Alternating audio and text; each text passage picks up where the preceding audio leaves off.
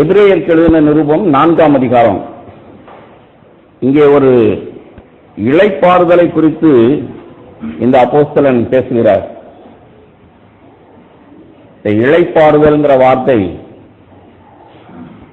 அது உங்களுக்கு எத்தனை பேருக்கு பரிச்சயமா இருக்கோ தெரியல. ஆனா அது ஒரு நல்ல ஆவிக்குரிய வார்த்தை. ரெஸ்ட். கிராமத்துல எல்லாம் பார்த்தீங்கன்னா அவங்க பாஷையில சொல்லுவாங்க, இளைப்பா இருக்கேங்க அப்படின்னா அவர்களை சுற்றி இருக்கிற சூழ்நிலைகள் தாறுமாறா இருந்தாலும் நான் இளைப்பாறுதலாய் இருக்கிறேன், நான் சமாதானமாய் இருக்கிறேன், ஐ ஆம் அட் ரெஸ்ட். இந்த இளைப்பாறுதலில் பிரவேசிப்பதற்கு தான் நமக்கு சுவிசேஷம் வாக்குத்தத்தம் பண்ணப்பட்டிருக்கிறது. சுவிசேஷம் நமக்கு வாக்கு பண்ணியிருக்கிறது இந்த இளைப்பாறுதல். என்னுடைய தனிப்பட்ட வாழ்க்கையில நான் ஒரு மனிதனாய் என் இருதயத்தில் இளைப்பாறுதல் உடையவனாய் இருக்கணும். அது மாத்திரம் அல்ல, நாம தனிப்பட்ட மனிதர்களா இல்லாமல் பல பேரா இருக்கிறோம், குடும்பமா இருக்கிறோம். பிள்ளையே இல்லைனாலும் அது 2 பேர் உள்ள ஒரு குடும்பம். சபையா இருக்கட்டும், எங்கனாலும் நாம் மனிதர்களோடு தான் நாம் இருக்கிறோம். நான் இளைப்பாறுதல்ல இருக்கிறேன் அப்படின்னு சொல்லிட்டு ஒருத்தன் ஜெயிலுக்குள்ள இருந்துகிட்டு சொன்னா அதுல அர்த்தமே இல்லை. இப்போ உங்களோட யார் சண்டை போட்டுக்கிட்டு இருக்கா? இளைப்பாடுறேங்கிற. அதே போல நாம் மனித உறவுகளோடு நாம் இருக்கக்கூடியவர்கள். we are social beings. நாம் ஐக்கியப்படக்கூடிய, சம்பந்தப்படக்கூடிய, உறவாடக்கூடிய மனிதர்களின் கூட்டம். அங்கேயும் ஒரு இளைப்பாறுதல் இருக்கணும்.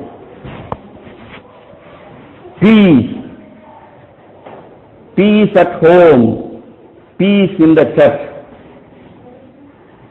என்னுடைய இருதயத்தில் ஒரு இளைப்பாறுதல் இருக்கணும், என்னுடைய குடும்பத்தில் இளைப்பாறுதல் இருக்கணும், என்னுடைய சபையில இளைப்பாறுதல் இருக்கணும். இதான் நமக்கு தேவன் சுவிசேஷத்தின் மூலமாய் வாக்கு பண்ணியிருக்கிறது. ஆனபடியினாலே அவருடைய இளைப்பாறுதலில் பிரவேசிப்பதற்கு ஏதுவான வாக்குத்தத்தம் நமக்கு உண்டாயிருக்க. எபிரேயர் 4:1. உங்களில் ஒருவனும் அதை அடையாமல் பின்வாங்கி போனவனாக காணப்படாதபடிக்கு பயந்திருக்க கடவோம். ஏனெனில் சுவிசேஷம் அவர்களுக்கு அறிவிக்கப்பட்டது போல நமக்கும் அறிவிக்கப்பட்டது. கேட்டவர்கள் விசுவாசம் இல்லாமல் கேட்டபடியினால் அவர்கள் கேட்ட வசனம் அவர்களுக்கு பிரயோஜனப்படவில்லை. விசுவாசித்தவர்களாகிய நாமோ அந்த இளைப்பாறுதலில் பிரவேசிக்கிறோம். அவருடைய கிரியைகள் உலகத் தோற்றம் முதல் முடிந்திருந்தும் இவர்கள் என்னுடைய இளைப்பாறுதலில் பிரவேசிப்பதில்லை என்று என்னுடைய கோபத்திலே ஆணையிட்டேன் என்றார். மேலும் தேவன் தம்முடைய கிரியைகளை எல்லாம் முடித்து 7ஆம் நாளிலே ஓய்ந்திருந்தார் என்று 7ஆம் நாளை குறித்து ஓரிடத்தில் சொல்லியிருக்கிறார். அன்றியும் அவர்கள் என்னுடைய இளைப்பாறுதலில் பிரவேசிப்பதில்லை என்றும் அந்த இடத்தில் தானே சொல்லியிருக்கிறார். ஆகையால் சிலர் அதில் பிரவேசிப்பது இன்னும் வரப்போகிற காரியமாயிருக்கிறபடினாலும், சுவிசேஷத்தை முதலாவது கேட்டவர்கள் கீழ்ப்படியாமையினாலே அதில் பிரவேசியாமற் போனபடினாலும், இன்று அவருடைய சத்தத்தை கேட்பீர்களாகி உங்கள் இருதயங்களை கடினப்படுத்தாதிருங்கள் என்று வெகுகாலத்திற்கு பின்பு தாவீதின் சங்கீதத்திலே சொல்லியிருக்கிறபடி இன்று என்று சொல்லுவதனாலே பின்னும் ஒரு நாளை கொடுத்திருக்கிறார்.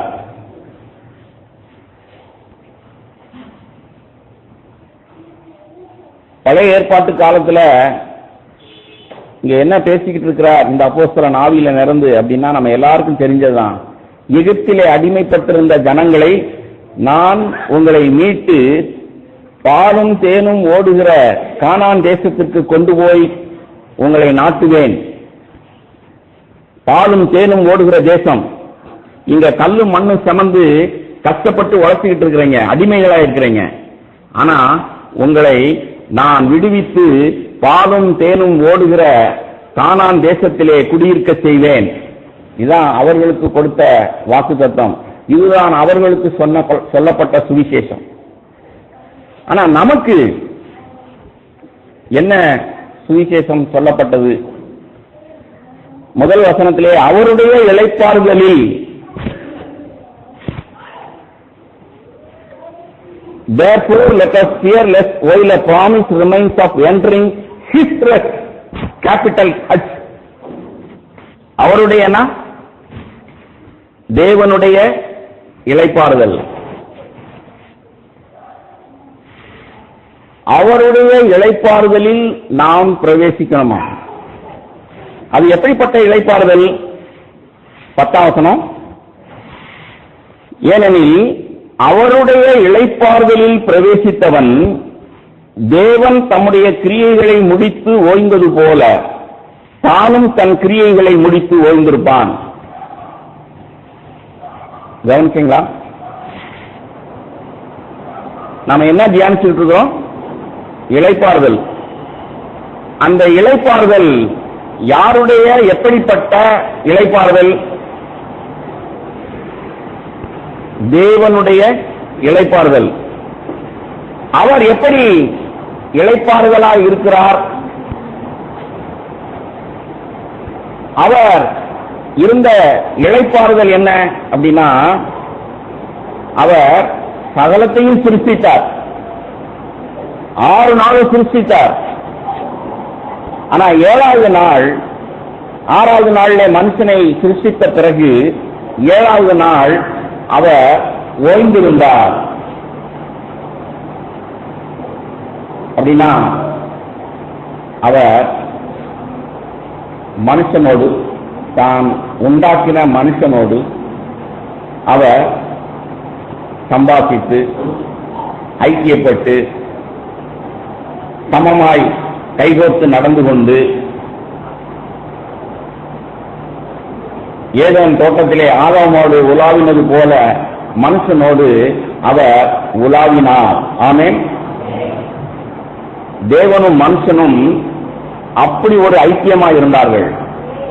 தேவனும் மனுஷனும் அப்படி ஒரு இளைப்பாறுதலில் சஞ்சரிக்கிற, கைகோர்த்து நடக்கக்கூடிய அந்த தெய்வீக பந்தத்தை அவன் இழந்த பிறகு,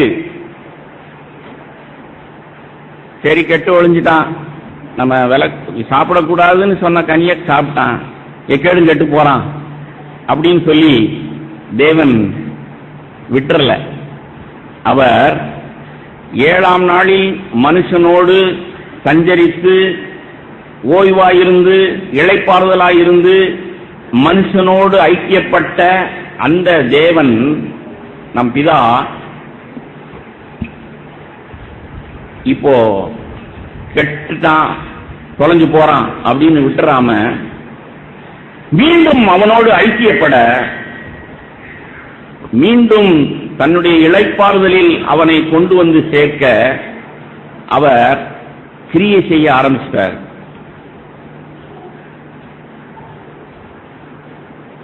என்ன கிரியை செய்தார்?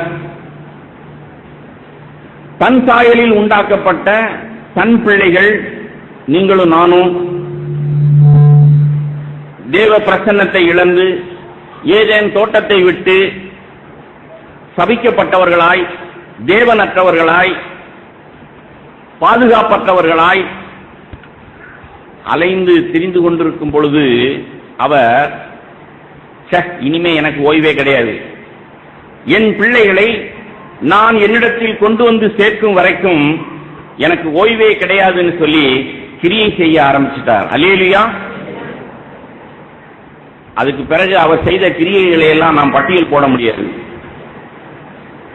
நோவாவோடு பண்ணின உடன்படிக்கை, ஆபிரகாமோடு பண்ணின உடன்படிக்கை, இஸ்ரவேல் ஜனங்களோடு பண்ணின உடன்படிக்கை, தீர்க்கதரிசிகள் மூலமாய் ஒவ்வொரு முறையும் அவர்கள் வழிதப்பி போகும் பொழுதெல்லாம் அவர்களுக்கு வார்த்தையை அனுப்பி குணமாக்கி, வந்துட மாட்டீங்களா? இப்ப ஆராதனை வேளையில சொன்னது போல, சோரம் போன ஸ்திரியே, பல புருஷர்களை தெரிந்து கொண்ட என் நாயகியே, மனிதர்கள் ஏற்றுக்கொள்ள மாட்டார்கள், தீட்டு என்பார்கள். ஆனாலும் என் இருதயம் விசாலமாயிருக்கிறது. நீ வரமாட்டாயா? நான் உன்னோடு ஐக்கியப்பட விரும்புகிறேன், உன்னை ஏற்றுக்கொள்வேன், வரமாட்டாயா?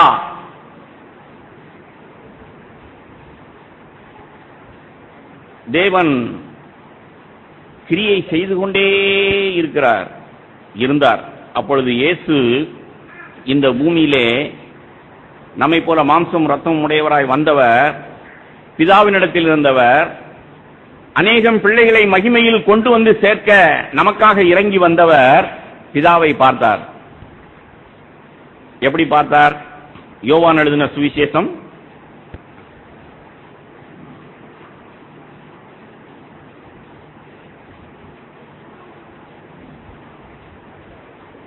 5ஆம் அதிகாரம்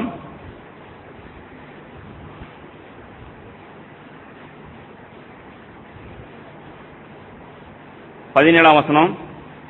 என் பிதா இதுவரைக்கும் கிரியை செய்து வருகிறார், நானும் கிரியை செய்து வருகிறேன். இயேசு இந்த பூமியிலே இருந்த பொழுது பிதாவை பார்த்தார். பிதா கிரியை செய்து கொண்டிருக்கிறார், ஜனங்களை ரட்சிக்க கிரியை செய்து கொண்டிருக்கிறார். தன் சமூகத்துக்கு கொண்டு வர அவர் கிரியை செய்து கொண்டிருக்கிறார். நானும் கிரியை செய்கிறேன். இவர்களுடைய பாவம் தானே தடையாயிருக்கு. இவர்களுடைய பாவத்தை சுமந்து தீர்க்கிற தேவ ஆட்டுக்குட்டியாய் நான் வந்து விட்டேன். கிரியை செய்து கொண்டே இருந்தார். பிதா கிரியை செய்து கொண்டிருக்கிறார், நானும் கிரியை செய்து கொண்டே இருக்கிறேன். நம்முடைய பாவங்களை அவர் சுமந்தார். கோபப்படுகிறவர்கள் எரிநரகத்துக்கு ஏதுவாயிருக்கிறார்களே, விபச்சாரக்காரர்கள் எரிநரகத்துக்கு ஏதுவாயிருக்கிறார்களே, அந்த பாவங்களை நான் இவர்கள் சுமந்து இருக்கிற, இவர்களை ஆக்கினைக்குள்ளாக தீர்த்திருக்கிற, இவர்களை நரகத்தை நோக்கி போய்கொண்டிருக்கிற, நடத்தி சென்று கொண்டிருக்கிற இந்த பாவங்களை நான் நிவர்த்தி செய்யணுமே, நான் சுமந்துறேன் அப்படின்னு சொல்லி அவர் நம்முடைய பாவங்களை அவர் சுமந்தார். அப்படின்னா அவர் நிவாரணம் செய்தார். அப்படின்னு சொன்னா அந்த பாவத்தை நாம் செய்யாத நிலைக்கு நம்மை உயர்த்தினார். அல்லேலூயா. கழுவுறது வேற, நீக்கிறது வேற. ஒரு கரை, ஒரு அழுக்கு, ரத்தம், அத கழுவிடலாம், ரத்தம் போயிடும். ஆனா ரத்த கரை இன்னமும் இருக்கும்.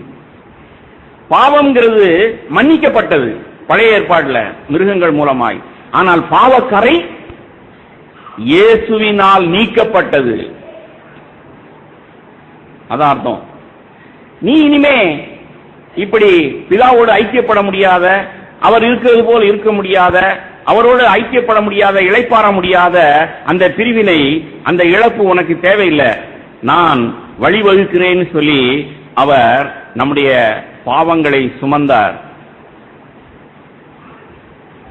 ஒரு வாழ்க்கை வாழ்ந்து இப்படிப்பட்ட ஒரு வாழ்க்கையை நீங்கள் வாழ முடியும், நம் பிதாவை நீங்கள் பிரியப்படுத்த முடியும் சொல்லி வாழ்ந்து கடைசியில செய்த பாவங்கள், பாவம் செய்யாம வாழ்றது ஒரு பக்கம், இனிமே செய்ய மாட்டேன் இனிமே செய்ய மாட்டேன்னு தான் சின்ன பிள்ளை கூட அலரும் அடிச்சா. செஞ்சதுக்கு பாவம் செய்கிற ஆத்துமா சாகவே சாகும். செஞ்ச பாவத்துக்கு நீ சாக வேண்டியது இல்லடா, நான் சாகிறேன்னு சொல்லி தன் உயிரை கொடுத்தார். அல்லேலூயா. இப்போ தேவனோடு ஒரு இளைப்பாறுதல், தேவனோடு ஒரு ஐக்கியம், தேவன் இருக்கிற வண்ணமாக இருக்கிற ஒரு சிலாக்கியம். நல்லா கவனிங்க. இயேசு இந்த பூமியில் இருந்த பொழுது என் பிதா கிரியை செய்து கொண்டிருக்கிறார், நானும் கிரியை செய்து கொண்டிருக்கிறேன். ஆனா அவர் சிலுவை பாதையிலே நம்முடைய பாவங்களை, அக்கிரமங்களை சுமந்து பாவத்துக்கு முற்றுப்புள்ளி வைத்து பாவத்தை நீக்கி கடைசியில பாவத்தை போக்கும் பலியாக ரத்தம் சிந்தி எல்லாம் முடிந்ததுன்னு சொன்னார். இப்போ கிரியை முடிந்து போயிருச்சு.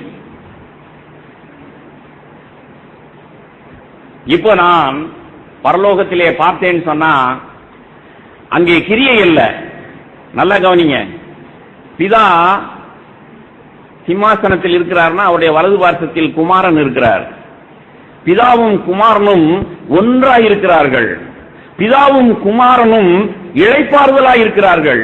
அங்கே கிரியை அல்ல, தேவன் இருக்கிற வண்ணமாகவே குமாரனும் தன் கிரியைகளை முடித்து ஓய்ந்திருக்கிறார். அங்கே பிதாவும் குமாரனும் ஐக்கியமாயிருக்கிறார்கள். 1 யோவான் 1ஆம் அதிகாரம்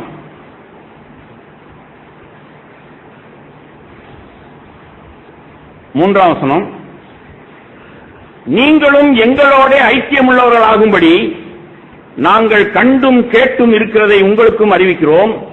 எங்களுடைய ஐக்கியம் பிதாவோடும் அவருடைய குமாரனாகிய இயேசு கிறிஸ்துவோடும் இருக்கிறது.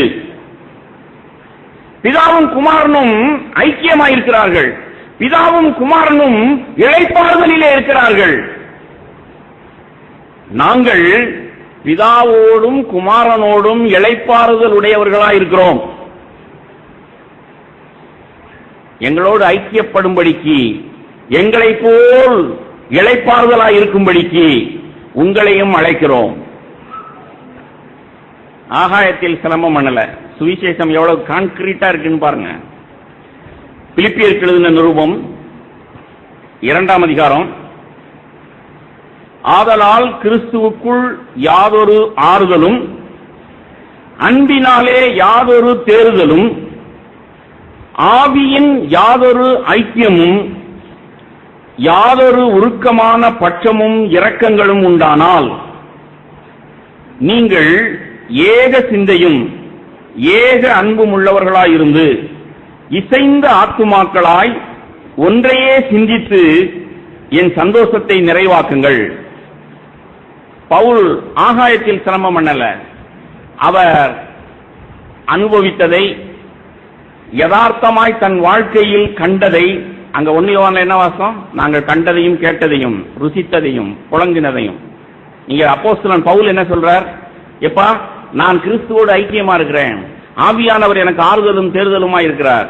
நான் இப்ப ஒருவேளை சிறைச்சாலையில இருக்கலாம், ஆனா என்னுடைய ஐக்கியம் பிதாவோடும் குமாரனோடும் இருக்கிறது. அவர்கள் எப்படி இளைப்பாறுதலாய் இருக்கிறார்களோ அதே போல நானும் இளைப்பாறுதலில் இருக்கிறேன்.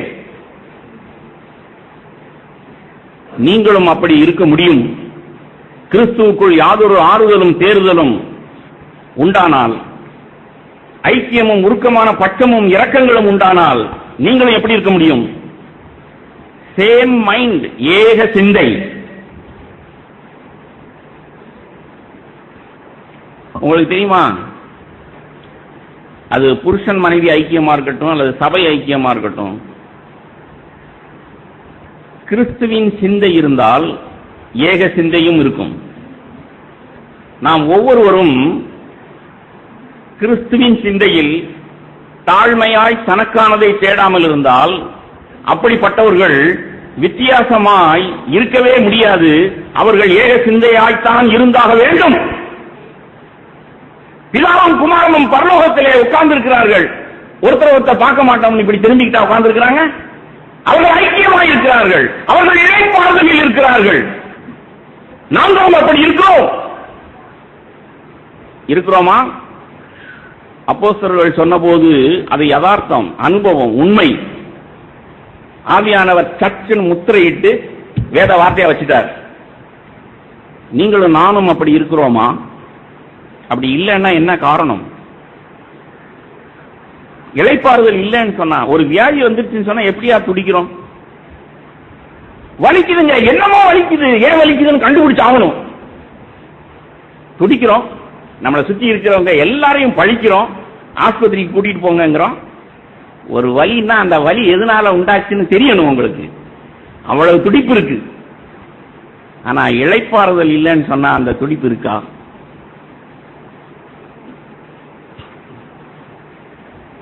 உங்க கர்ப்பப்பையில 4th stage, end stage cancer அப்படின்னு சொல்லி டாக்டர் ரிப்போர்ட் கொடுத்தாருன்னா அந்த ஸ்திரீ அன்னைக்கு தூங்குவாங்களா? தூக்கமே வராது. ஆனா வேத வார்த்தையில தேவன் நம்மோடு பேசுகிறார். எப்படி பேசுகிறார் அப்படின்னா, இப்ப எபிரேயர் 4ஆம் அதிகாரத்துக்கு திருப்பி வாங்க. எபிரேயர் 4ஆம் அதிகாரம் 12ஆம் வசனம். அதே அதிகாரத்தில் தொடர்ந்து தான் நம்ம தியானிச்சுக்கிட்டு இருக்கிறோம். நீங்க ஆவியில நிறைஞ்சு ஆவிக்குள்ளாகி என்னோடு தியானிச்சீங்கன்னு சொன்னா தேவன் பேசிக்கிட்டே இருக்கிறார். இப்போ என்னுடைய பிரசங்கத்தை இல்ல, உங்களோட சதா பேசிக்கிட்டு இருக்கான் விரும்புறார். அவருடைய வார்த்தை 12ஆம் வசனம் எபிரேயர் 4:12 தேவனுடைய வார்த்தையானது ஜீவனும் வல்லமையும் உள்ளதாயும் இருபுறமும் கருக்குள்ள எந்த பட்டயத்திலும் கருக்கானதாயும் ஆத்துமாவையும் ஆவியையும் கணுக்களையும் ஊனையும் பிரிக்கத்தக்கதாக உருவ குத்துகிறதாயும் இருதயத்தின் நினைவுகளையும் யோசனைகளையும் வகையறுக்கிறதாயும் இருக்கிறது. உங்களுக்கு தெரியுமா, தேவன் பேசினார்னா உங்களுடைய இருதயத்தில் உள்ள யோசனைகள், நினைவுகள், தாட்ஸ் அண்ட் மோட்டிவ்ஸ், அப்படிதானே? ஆங்கில பைபிள் இருக்கா? சட்டுன்னு வெரிஃபை பண்ணி சொல்லுங்க. என்ன எழுதியிருக்கு? எபிரேயர் 4:12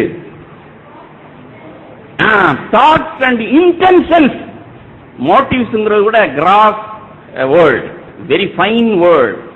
அதாவது நான் எதை நாடுகிறேன், விரும்புகிறேன், நான் எங்க சார்ந்திருக்கிறேன், what I would like to do, intention.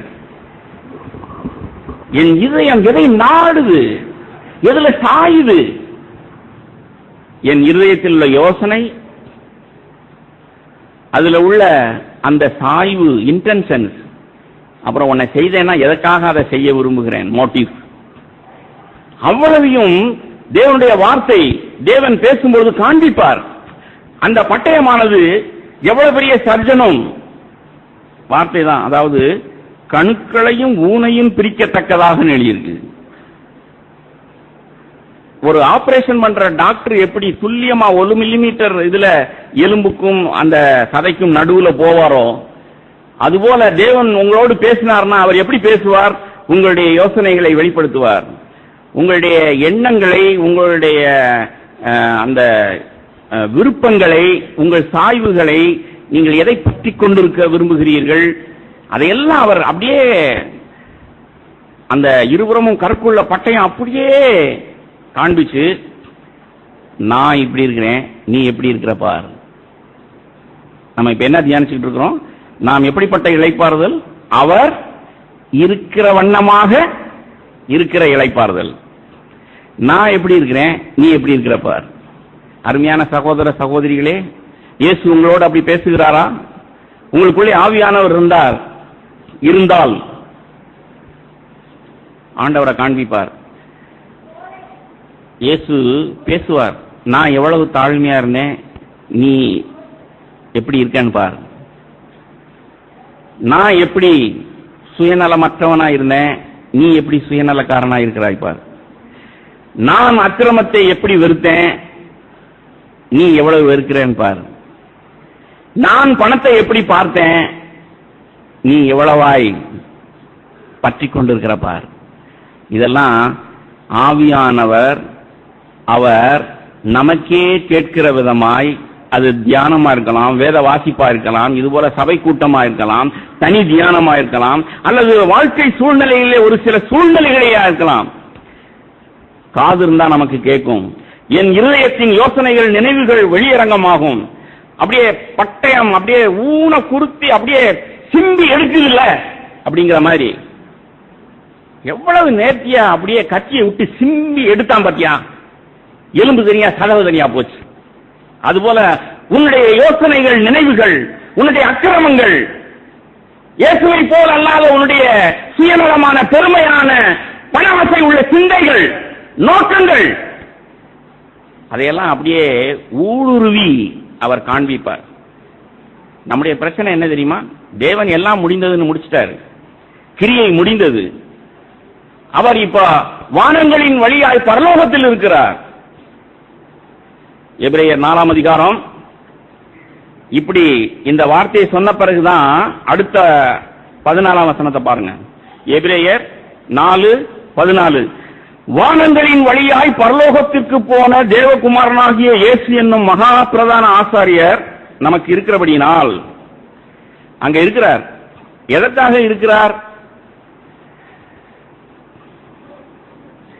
நீங்க பாவம் செஞ்சுக்கிட்டே இருப்பீங்க, இளைப்பாறுதல் இல்லாம இருப்பீங்க, புருஷன் முன்னாடி சண்டை போட்டுக்கிட்டே இருப்பீங்க, சபையில சகோதர ஐக்கியம் இல்லாமலே இருக்கும். பாவம் பாவம். இவங்கள ரத்தத்தை மூடுங்க, இவங்கள கழுவுங்க, கார்பெட் கடியில போட்டு மூடுங்க. அது மாதிரி அவர் அங்க பரலோகத்தில் உட்கார்ந்துகிட்டு உங்களுக்காக அப்படி பரிந்து பேசிக் கொண்டிருக்கிறாரா?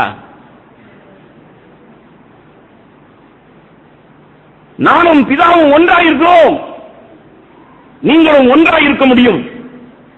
ஒரு வீட்டில் புருஷன் மனைவி ஒன்றாயிருக்க முடியும். பிதாவும் குமாரனும் ஒன்றாயிருந்தார்கள். இந்த பூமியிலே இயேசு நம்மை போல மாம்சமும் ரத்தமும் உடையவராய் இருந்த பொழுது ஆவியாய் இருந்த பிதாவோடு மாம்சத்தில் இருந்த குமாரன் ஒன்றாய் இருக்க முடிந்தது. இதான் பிதா செய்த கிரியை, குமாரன் செய்த கிரியை. இப்ப எல்லாம் முடிந்தது. இப்போ இரண்டு பேர், அவர்கள் எவ்வளவு வித்தியாசமானவர்களா இருந்தாலும் சரி, புருஷன் மனைவியா இருந்தாலும் சரி, சகோதரனா இருந்தாலும் சரி, 100க்கு 100 வித்தியாசமான குணாதிசயங்கள் இருந்தாலும் சரி, என்ன செய்யறது? எனக்கு இது பிடிக்குது, அவருக்கு பிடிக்க மாட்டேங்குது. நான் இப்படி சொல்றேன், அவர் இப்படி சொல்றாரு. என்னத்தையும் பேசிட்டு போ. உன்னுடைய சுபாவம், உன்னுடைய தன்மை, உன்னுடைய சரீரம், ஆவி, ஆத்மா அப்பட்டமாய் 100க்கு 100 எதிரும் புதிருமாய் இருந்தாலும் ஒரு கிரியை முடிந்தது. பிதாவும் குமாரனும் ஒன்றாயிருந்தார்கள். ஆவியாயிருந்த பிதா மாம்சத்தில் இருந்த குமாரனோடு ஐக்கியமாயிருந்தார்கள். இப்போ பரலோகத்திலே குமாரன் எனக்காக பரிந்து பேசுகிறார்னா என்ன பரிந்து பேசுவார்? நீங்க நாயும் பூனையும் எனக்கா சண்டை போட்டு திருவீங்க, பரிந்து பேசிக்கிட்டே இருக்கிறாரா? அவர் கடைசியா பண்ண ஜெபம் என்ன? பிதாவே, நீங்களும் நானும் ஒன்னா இருக்கிறோமே, அதுபோல இவங்களும் ஒன்னா இருக்கணும். அந்த ஒற்றுமை இல்லைன்னு சொன்னா அது கிறிஸ்தவம் அல்ல. அந்த இளைப்பாறுதல் இல்லைன்னு சொன்னா நீங்கள் உங்களுடைய கிரியையை செய்து கொண்டே இருக்கிறீர்கள். தனிப்பட்ட விதத்தில் உங்களுடைய இருதயத்தில் இளைப்பாறுதல் இல்லைன்னு சொன்னா நீங்கள் பொருளாசைக்காரர்களாய், விபச்சாரக்காரர்களாய், பெருமைக்காரர்களாய், சுயநலக்காரர்களாய் இருந்து கொண்டே இருக்கிறீர்கள்.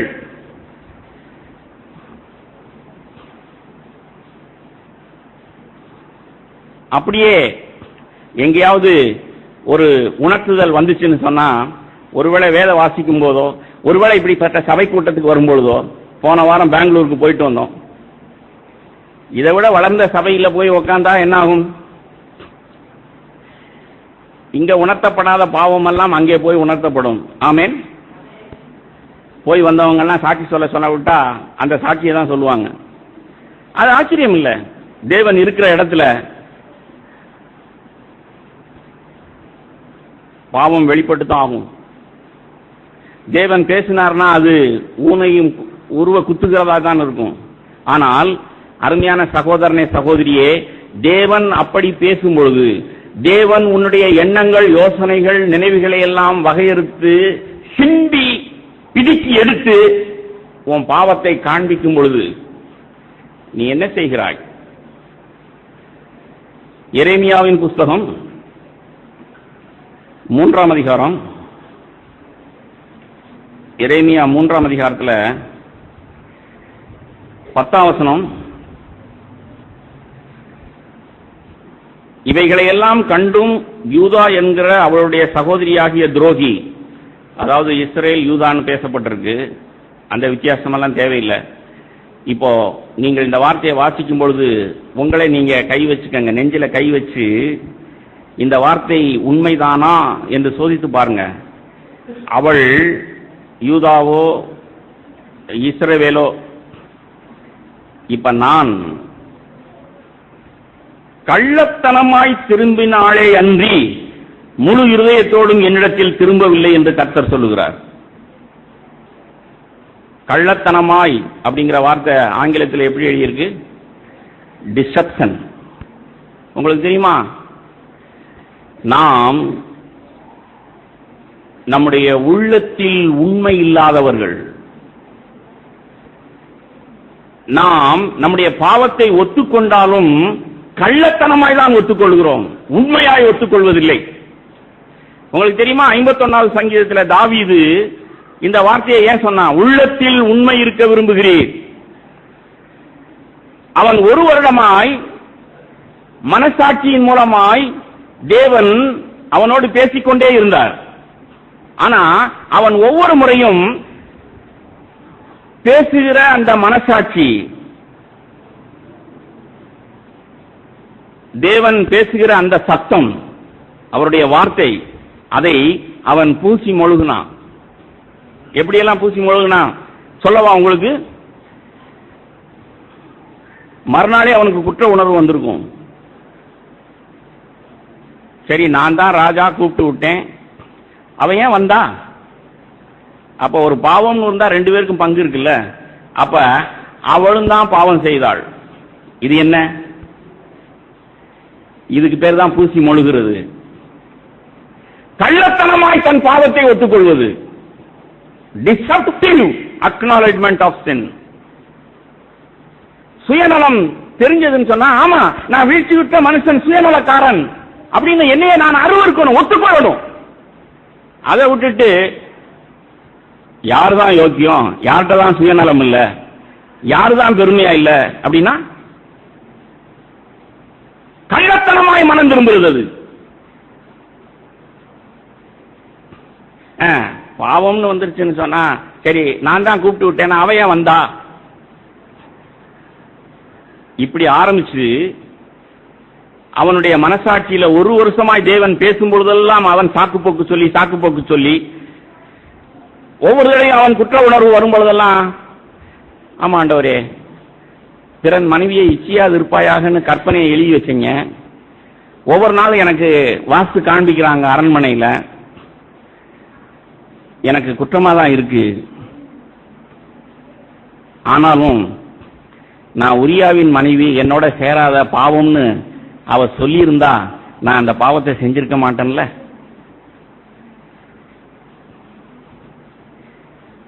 அப்பட்டமாய் குடும்ப சூழ்நிலையை பாருங்க.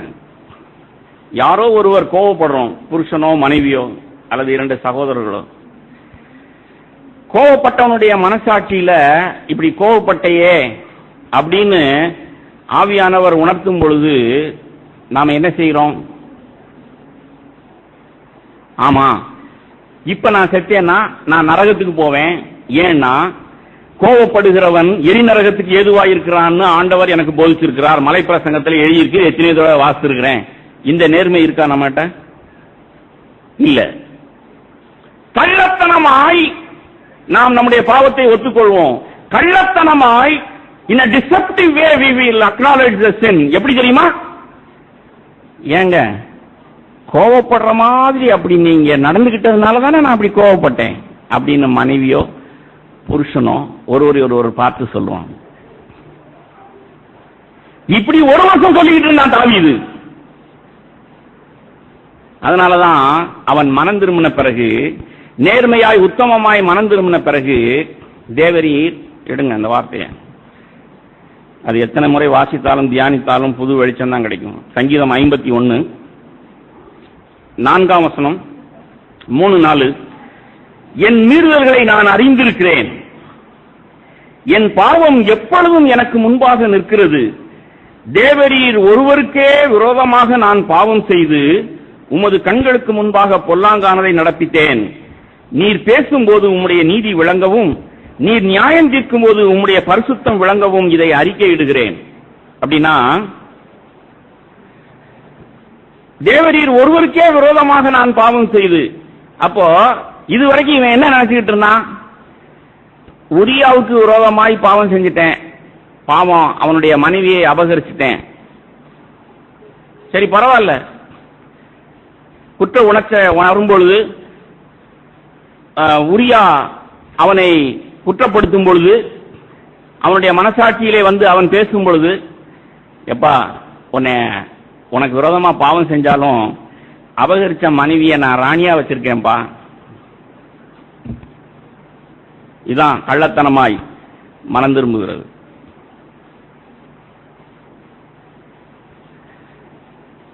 அவனை கொலை செஞ்சிட்ட மனசாட்சி தேவனுடைய வார்த்தையை பேசியிருக்கும்.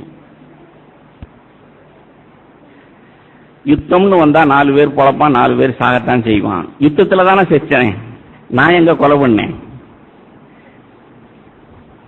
ஹலோ, இது மாதிரிதான் பாவத்துக்கு எத்தனையோ வழியில சாக்கு போக்கு சொல்லுகிறோம். அதனாலதான் நம்மிடத்துல இளைப்பாறுதல் இல்லை. ஆகையினாலதான் பொருளாசையில சிக்கி தவிக்கிறோம். ஆகையினாலதான் பெருமையினால தவிக்கிறோம். ஆகையினாலதான் சுயநலத்தினால் நாயும் பூனையும் கணக்கா சண்டை போட்டுக்கிட்டு இருக்கிறோம். இளைப்பாறுதல் இல்லை. இப்ப பாருங்க, சங்கீதம் 51 6ஆம் வசனம். மனம் திரும்பி குணப்பட்ட தாவீது நமக்கு சொல்லித் தருகிறான். மனம் திரும்புறதுன்னா என்ன? இதோ உள்ளத்தில் உண்மை இருக்க விரும்புகிறீர். உங்களுக்கு தெரியுமா? உங்கள் உள்ளத்தில் உண்மை இருக்க தேவன் விரும்புகிறார். அக்னாலஜ் யுவர் இனிக்விட்டி, எரேமியாவில் எழுதியிருக்கு. அப்படின்னா இப்ப நாம் தியானிக்கிறபடி, நீ இப்ப கோபமாயிட்ட, கோபப்பட்டுட்ட, நீ இப்ப செத்தேன்னா நரகத்துக்கு தான் போவ. இதுதான் உண்மை, இதுதான் தேவனுடைய வார்த்தை. ஆனா கோபப்படுற மாதிரி இப்படி சூழ்நிலை இருந்தா எவனும் கோபப்பட்டு தானே ஆவான். ஒருவர் பார்த்து, நீ இப்படி பேசினதுனால, இப்படி செஞ்சதுனால தானே நான் இப்படி செய்ய வேண்டியதா போச்சு. இப்படி இருக்கிற வரைக்கும் நாம் யாரை ஏமாற்றிக் கொண்டிருக்கிறோம்? சொல்லுங்க. நம்மையே நாம் ஏமாற்றிக் கொண்டிருக்கிறோம். இப்பதான் ஒருத்தருக்கு புத்தி சொன்ன போது சொன்னேன், be honest with yourself and then be honest before God. மனம் திரும்புறதுன்னா என்ன தெரியுமா? இந்த தாவீது என்ன செய்திருப்பான் தெரியுமா? 1 வருஷம் கழிச்சு, பிள்ளை செத்த பிறகு, நாத்தான் உணர்த்தின பிறகு, ஆமா, நான் என்னையே ஏமாத்திக்கிட்ட மனுஷன். எத்தனையோ தடவை தேவன் பேசினார், நான் சவாப்பு சொல்லிக்கிட்டே இருந்தேன், சாக்கு போக்கு சொல்லிக்கிட்டே இருந்தேன். ஆனா யாராருக்கோ விரோதமாய் பாவம் செய்தேன்னு சொல்லி அதை மூடி மறைச்சேன். உரியாவுக்கு விரோதமான பாவமா, அதை மூட முறைன்றேன். அவனை வர வச்சு பொண்டாட்டியோட தங்கிட்டு போயாண்டா, பிள்ளை வந்தா ஒன்னாலதான் பிள்ளைன்னு சொல்லிக்கிறலாமே. எதையோ செய்தேன். ஆனா நான் செய்த விபச்சாரம், கொலையை விட நான் இப்ப உணர்வடைந்திருக்கிறேன். கர்த்தாவே, நான் மனம் திரும்பி இருக்கிறேன். கர்த்தாவே, என் உள்ளத்தில் உண்மை இருக்க விரும்புகிறீர். இனிமே நான் என்னையவே ஏமாத்திக்கிற மாட்டேன், உண்மையே பேசுவேன். எப்படி உண்மையே பேசுவேன்? நீர் பேசும்பொழுது, 51ஆம் சங்கீதம் 4ஆம் வசனம் பின்பகுதி, நீர் பேசும்போது உம்முடைய நீதி விளங்கவும், நீர் நியாயம் தீர்க்கும் போது உம்முடைய பரிசுத்தம் விளங்கவும், நான் என் பாவத்தை ஒத்துக்கொண்டு அறிக்கையிடுவேன். அல்லேலூயா. இப்படிப்பட்ட நீதிமான்கள், இப்படிப்பட்ட இளைப்பாறுதலில் பிரவேசித்தவர்கள் பாக்கியவான்கள். உங்களுக்கு தெரியுமா, தேவன் இருக்கிறது போல இருக்கிறது சொன்னா பாவம் இல்லாத பரிசுத்தம் அல்ல. தாவீதின் இடத்துல கற்றுக்கொள்வோம். நான் விபச்சாரம் செய்தது, கொலை செய்ததை விட பெரிய பாவம் என்ன அப்படின்னா, நான் ஒளிஞ்சுகிட்டது. நான் எனக்கு நானே உண்மையை சொல்லாமல் பொய் சொல்லி என் உள்ளத்தில் என்னை நானே ஏமாற்றிக் கொண்டது. தாயின் கற்பத்திலிருந்து இப்படிதான் இருக்கிறேன். ஆகையினால என் மேல் இரக்கமாயிருங்க. இனிமே நான் இப்படி ஒழிய மாட்டேன். இனிமே இப்படி என்னைய நான் ஏமாற்றிக்கிற மாட்டேன். இப்படி என்னைய நானே பொய் சொல்லி என்னை வஞ்சிக்க மாட்டேன். பெருமையா இருக்கிற தேவன் சொல்றாரா, இப்ப நீ கோவப்பட்ட நரகத்துக்கு தான் போவ. இதோ விபச்சார சிந்தை உன்னிடத்தில் இருக்கு. இந்த சிந்தை இருக்கும் வரைக்கும் நீ விபச்சாரக்காரன். ஆமாண்டவரே, நான் வீழ்ச்சியுற்ற படு பாவி, பாவிகளில் பிரதான பாவி நான். இப்படிப்பட்ட அக்கிரமத்தின் நிமித்தம் நான் நரகத்துக்கு தான் போவேன். ஆனாலும் தேவரீர் என்மேல் இரக்கமாயிருந்து உம்முடைய வலதுகரம் என்னை தாங்கி இருக்கிறது. உம்முடைய இரக்கம் கிருபை காலைதோறும் புதிதாய் இருக்கிறது. இதோ இப்பொழுது மனம் திரும்புகிறேன். நேர்மையாய் என் அக்கிரமத்தை ஒத்துக்கொண்டு மனம் திரும்புகிறேன். என் பொருளாசையிலிருந்து, என் விபச்சாரத்திலிருந்து, என் பெருமையிலிருந்து என்னை விடுவியும். நீர் இப்பொழுது பேசியிருக்கிறீர், நீர் என்னை நியாயம் தீர்த்திருக்கிறீர், ஒத்துக்கொள்கிறேன். கைகட்டி வாய் கொட்டி புழுதியிலே முகம் புதைத்து என் அக்கிரமத்தை ஒத்துக்கொள்கிறேன். இதான் மனம் திரும்புதல். எபிரேயர் 4ஆம் அதிகாரம். ஆனா காரியத்தின் கடைத்தொகை மனம் திரும்புதல் அல்ல. மனம் திரும்பி விசுவாசியுங்கள். சரியாய் மனம் திரும்பி, கள்ளத்தனமாய் அல்ல, நேர்மையாய் மனம் திரும்பி விசுவாசித்தால். எதை விசுவாசித்தால்? எபிரேயர் 4ஆம் அதிகாரம். வானங்களின் வழியாய் பரலோகத்திற்கு போன தேவகுமாரனாகிய, என்னை போல் மாம்சமும் ரத்தமும் உடையவராகிய மனுஷகுமாரனாகிய இயேசு கிறிஸ்து இப்பொழுதும் என்னை சரியா ரெப்ரசன்ட் பண்ணிட்டு இருக்கிறார். என்னை அப்படியே இருக்கிற வண்ணமாய் பிதாவினிடத்தில் காண்பித்துக் கொண்டிருக்கிறார். இப்ப நான் வெட்கப்பட தேவையில்லை. உங்களுக்கு தெரியுமா, நாம எல்லாரும் முகமூடி அணிந்த நம்மை நாம் மறைத்துக் கொள்ளுகிற வஞ்சகர்கள், hypocrites. We all have a face mask and we hide from one another. நீங்க 30 வருஷம் குடும்பம் நடத்தி புருஷன் மனைவியா வாழ்ந்திருந்தாலும் சரி, 50 வருஷம் நாங்க புருஷன் மனைவியா வாழ்ந்துட்டோம் பிரதர் அப்படின்னு ரொம்ப சந்தோஷமா ஒருத்தர் சொன்னார். நல்லது. ஆனா எத்தனை வருஷம் குடும்பம் நடத்தி இருந்தாலும் நாம் இருக்கிற வண்ணமாக நாம் ஒருவருக்கொருவர் காண்பிக்கிறோமா? எபிரேயர் 4ஆம் அதிகாரம் 13ஆம் வசனம். நான் வாசித்த வசனத்துக்கு அப்படியே முதல் வசனம். எபிரேயர் 4:13. அவருடைய பார்வைக்கு மறைவான சிருஷ்டி ஒன்றுமில்லை, சகலமும் அவருடைய கண்களுக்கு முன்பாக நிர்வாணமாயும் வெளியரங்கமாயும் இருக்கிறது, அவருக்கே நாம் கணக்கு ஒப்புவிக்க வேண்டும். அப்படின்னா, you fool, don't hide yourself, God knows everything. முட்டாள்,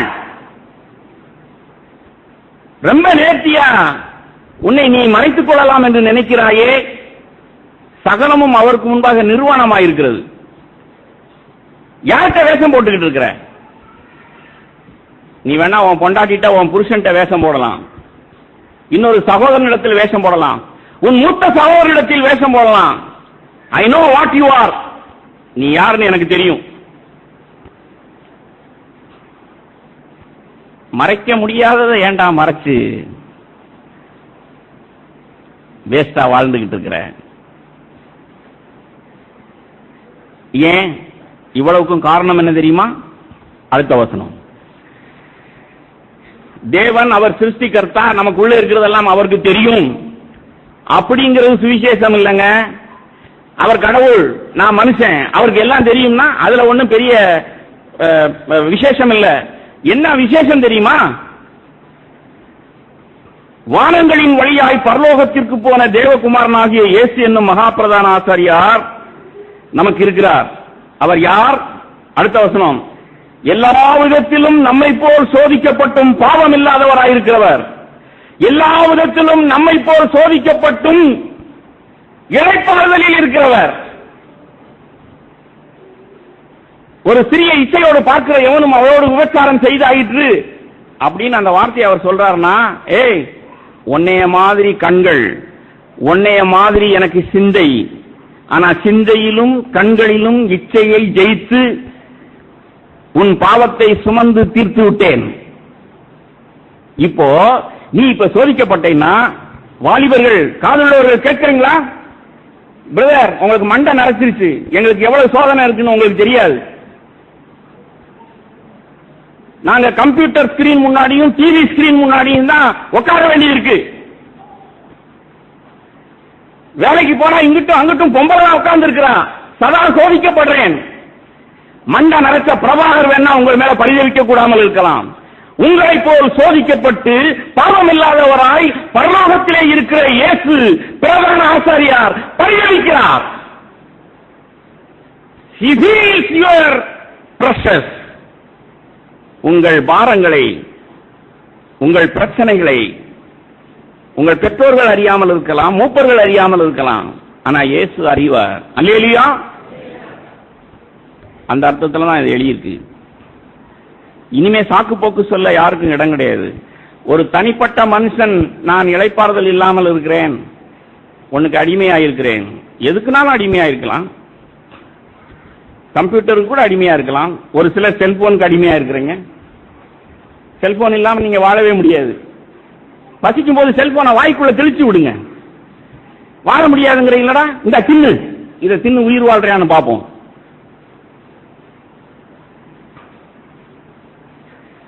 யூஸ் பண்றது நல்லதான். நானும் தலைமாட்டில் செல்போனை வச்சுக்கிட்டு தான் தூங்குறேன், யூஸ் பண்றேன். ஆனா நான் அடிமை கிடையாது. நானும் டிவி ஸ்கிரீன் முன்னாடி உட்கார்றேன், நானும் கம்ப்யூட்டர் ஸ்கிரீன் முன்னாடி நிக்கிறேன். ஆனா நான் எதுக்கும் அடிமை கிடையாது. அவர் இருக்கிற வண்ணமாக நாங்களும் இந்த உலகத்தில் இருக்கிறோம். அல்லேலூயா. நான் சொல்றேன், ஐ யூஸ் மெனி திங்ஸ். நான் காரை உபயோகிக்கிறேன், வீட்டை உபயோகிக்கிறேன், மனைவி பிள்ளைகள் எனக்கு இருக்கிறாங்க. ஆனா நான் ஐக்கியப்படுகிறது பிதாவோடும் குமாரனோடும். பிதாவும் குமாரனும் இளைப்பாறுதலில் இருக்கிறார்கள். பாவம் இல்லாத இளைப்பாறுதல் மாத்திரமல்ல, அவங்க ரெண்டு பேரும் ஒன்னா இருக்கிறாங்க, ஏக சிந்தை இருக்கு. ஆகையினால இப்ப நான் என் மனைவியோடு ஏக சிந்தையா இருக்க முடியும், என் சகோதரர்களோடு ஏக சிந்தையா இருக்க முடியும். அவங்க என்னோட அப்படி இருக்காங்களா இல்லையாங்கிறது காரியம் கிடையாது, நான் இருக்க முடியும். இதுல என்ன கஷ்டம்? நீ என்னை நேசிக்கிறியோ இல்லையோ, நான் உன்னை நேசிக்கிறேன். நேசம்னா மனம் புண்படாதபடிக்கு பேசுறது இல்ல. என் பிள்ளையை நேசிக்கிறேன்னு சொன்னா கடிந்து கொள்கிறேன், சபையை நேசிக்கிறேன்னா கடிந்து கொள்கிறேன். மருமகளை மகளை போல பார்க்கணும், புத்தி சொல்றோம். மாமியாரும் மருமகளும் மருமகளை மாமியார் மகளை போல பார்க்கணும். என்னுடைய நேர்மையான சாட்சி, என் மகளுக்கு எப்படி புத்தி சொல்வேனோ அதுபோல என்னுடைய மருமகளுக்கு புத்தி சொல்ல முடியும். நீ கோவிச்சுக்கிட்டாலும் சரி, முகத்தை அங்கிட்டு திருப்பிக்கிட்டாலும் சரி, என்னை ஏசினாலும் சரி, பேசினாலும் சரி, என் மனைவியிடத்தில் புத்தி சொல்ல முடியும். நல்லா தானே கண்ணே பொண்ணேன்னு கொஞ்சிக்கிட்டு இருந்தீங்க, ஏன் இப்படி எரிஞ்சு விழுகிறீங்க? ஆமா, எரிஞ்சு விழுகிறேன்னு சொன்னா உன்னுடைய பாவத்தை கண்டால், உன் அக்கிரமத்தை கண்டால், நான் உன்னை கண்டிக்காமல் போனால் உனக்கு எவன் புத்தி சொல்லுவான்? பக்கத்து வீட்டுக்காரனும் எதிர் வீட்டுக்காரனுமா? 40 வருஷம் உன்னோட வாழ்ந்திருக்கிறேன்னா நான் தான் உனக்கு புத்தி சொல்லுவேன். You are living in sin. If I don't rebuke you, will go to hell. பாவத்தில் வாழ்கிறாய். நான் உன்னை கடிந்து கொள்ளாவிட்டால் நீ நரகத்துக்கு போவாய். மகளா இருக்கட்டும், மருமகளா இருக்கட்டும், மனைவியா இருக்கட்டும், தாயா இருக்கட்டும், என் சகோதரனா இருக்கட்டும், சகோதரியா இருக்கட்டும், என்னுடைய நேர்மையான சாட்சி எப்படி சொல்லுவேன் தெரியுமா? லிசன், கேள். இன்னைக்கு நான் செத்துட்டேன்னு சொன்னா, நான் செய்ய வேண்டிய கடமையை செய்யாதவனாய் செத்தவன் என்கிற குற்ற உணர்வு எனக்கு வரக்கூடாது. ஆகையினால will you please listen to me? கேப்பையா? ரைட், கேட்கிறேன்னு ஒத்துக்கிட்டா அப்படியே அப்பட்டமாய் அவருடைய பாவத்தை உள்ளது உள்ளபடி சொல்லி அவர்களை கடிந்து கொண்டு, முட்டாள்னு சொல்லுவேனோ, விபச்சாரின்னு சொல்லுவேனோ, எந்த வார்த்தையை நான் ஆவியினால் நடத்தப்பட்டு பேசுகிறேனோ அந்த வார்த்தையை சொல்லி கடிந்து கொள்ள தயார். அப்படிப்பட்ட பிதாவும் குமாரனும் இருக்கிறது போல் இருக்கிற அந்த இளைப்பாறுதல் என்னுடைய இருதயத்தில் மாத்திரமல்ல, என் குடும்பத்திலும் என்னுடைய சபையிலும் சமாதானத்தால் நிறைந்திருக்கும் என்று விசுவாசிக்கிறேன். அல்லேலூயா. விசுவாசிக்கிறேன், ஆகையினால் பேசுகிறேன். இப்படிப்பட்ட வாழ்க்கையை இயேசு கொடுத்திருக்கிறார். இப்படிப்பட்ட இளைப்பாறுதல் என்னுடைய இருதயத்தில் இருக்க முடியும். இப்படிப்பட்ட இளைப்பாறுதல் என் குடும்பத்திலும் சபையிலும் இருக்க முடியும். விழித்துக் கொள்வோம். அவர்கள் இதை விசுவாசியாதபடியினால் அவர்களுக்கு பிரயோஜனப்படவில்லை. நீங்கள் விசுவாசித்தால் பாக்கியவான்கள். ஆமென்.